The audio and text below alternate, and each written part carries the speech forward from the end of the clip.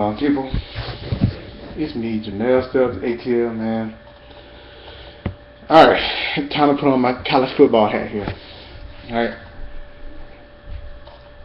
now, let me go ahead and address the elephant in the room here, Mark Richt. I keep hearing about how he's on the hot seat, he should be fired, it's time for a change, it's time for a new voice, and blah, blah, blah, blah, blah, right? Now, here's how I feel about it. All I'm saying, don't force him out the door. You know what I'm saying? We've seen how they work before. How you try to force somebody out before it's time for them to go. If you want them fired, cool. I can't change your mind. And I know Uncle Lou has been very adamant about him in the past couple of games. That's what he should be. You know what I'm saying? He should feel that way.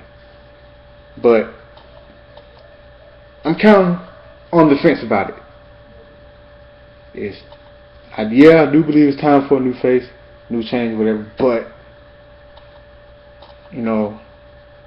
on the other hand, it's like whoever you hire, if we fire Mark Richt, whoever you hire better be just as good, and he better come in and win right away. He better be prepared for the consequences that come along with it. Okay? I saw what Uncle Lewis said about Jacob Eason and, don't put all our eggs in them. That's a big difference. That'll be a big deal. Because think about it. Mark Richt leaves, so does recruiting, our recruits. Because a lot of us came here because of Mark Richt. So you got to think. If you let him go, prepare the recruits to go along with it. And whoever you hire better be just as good. He better know what he's doing. I'm telling you. If he ain't, man, he's going to hear it. It's kind of like the situation with Bobby Bowden at Florida State. And after he was gone, you see how Jimbo Fisher came in and started winning right away? He better be like that. Because if you don't, man, I'm telling you, it'll be like, for what? What was the point? If he doesn't come in right away and produce, what was the point of firing Mark Richt? I'm just saying. You better be able to know what you're doing when it comes to that. So that's kind of my stance on that. Now, is Mark Richt to blame? I guess, because that's where it all starts. It starts with the head coach. You got to be able to coach up your players. You got to be able to rally the troops or whatever. But I look what we got, right? Our problem really is quarterback, really. The quarterback position. We haven't had decent quarterback play all year. We just haven't. So is that Mark Richt's fault? I mean, not really. Because you can't blame Mark Richt for the quarterback situation. Because our main guy, Jacob Eason, don't come in. Well, I think he's supposed to start in January. I think he graduates early, but still, he won't be able to play till next season. So he really been dealt a bad hand. So that's my take on that. But back to Mark Richt being fired. Like I was saying, if you're gonna fire Mark Richt, whoever you hire better be just as good, and he better come in and produce right away. Because if he doesn't, you see what's going on there in Texas, right? At the University of Texas, that's a prime example. Charlie Strong.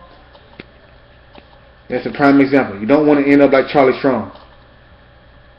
And you see what's going on out there in Texas. They got rid of Mark Brown and hired Charlie Strong, and what happened? Prime example. Right? Prime example. So that's all I'm saying. That can go either way by doing that. If you fire Mark Richt, you better be prepared for anything bad that comes with it. Because if you don't produce, by the way, early, he's gonna hear it from me and every other Georgia fan. All I'm saying is, I hope they know what they're doing. If they fire Mark Richt, that's my take on that. You know. So I'm kind of on the fence about it. I don't know really. It depends on how he, you know, I guess how he plays out for the rest of the season. Which, you know, I know we got a talented group coming in, which is like cliche because Mark Richt always has a good recruiting class, but they're like, oh, he never seems to do anything with it. It may be true, but there ain't too many Mark Richts walking around here. You know what I'm saying? Finding a good head coach is, sometimes you be hit and miss on finding a head coach. You know what I'm saying? You better be able to, put it to you like that. Unless you're going out and playing against somebody like Nick Saban or Les Miles or somebody that's a proven winner wherever he goes. I'm just saying. You get the point. You know? That's all I'm saying. Like I said, I'm on the fence about it. Don't know really how I feel about it. If you want him fired, that's your opinion. Cool, I can't change your opinion. If you want to keep him, that's cool too. You know? I mean, look how long we kept Vince Dooley. Vince Dooley was here for over 30 years. You know? I'm just saying. Am I a Mark Richt supporter? Yeah. But it is what it is. That's how I feel about it. You know. I'm gonna say this again. I'm gonna say this one more time. If you fire Mark Richt, though, you better be able to. You better prepare yourself for the consequences that come with it, and you better find somebody that's a proven winner right away. You know, like just look. Two things can happen, and I said this earlier in the video. You can end up like Florida State when Bobby Bowden left, and they hired Jimbo Fisher, and they kept that train rolling. Or you can end up like Charlie Strong out there at Texas. What have they done since Coach Brown left? So just think about that, you know. But this is me. I ain't gonna hold y'all up no more. Me, Jamel Subs, ATL, and I'm out here.